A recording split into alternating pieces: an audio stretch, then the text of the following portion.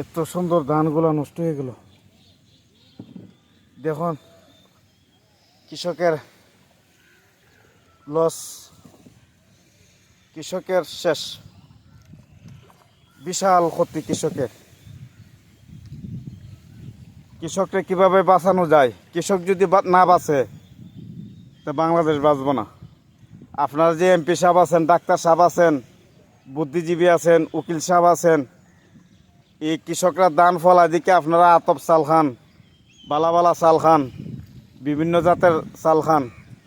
আপনারা প্লিজ কৃষকদেরকে বাঁচান, কৃষকদেরকে ঋণ মকুব করে দেন।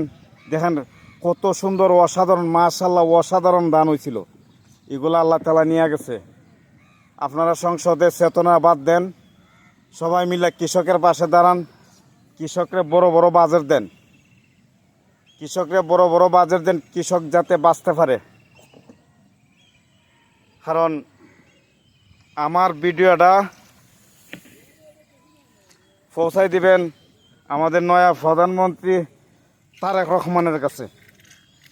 উনি যেন কৃষকের জন্য ঋণ বরাদ্দ দেয় এবং কৃষকের পাশে থাকে। আপনারা কৃষককে বাঁচান। দেখেন এত সুন্দর ধান আল্লাহ তাআলা দিছিল, 3 দিনের 1 সপ্তাহের বৃষ্টি সব ধ্বংস করে দিছে। তো সবাই দোয়া করবেন কৃষকের জন্য, কৃষকের পাশে থাকবেন।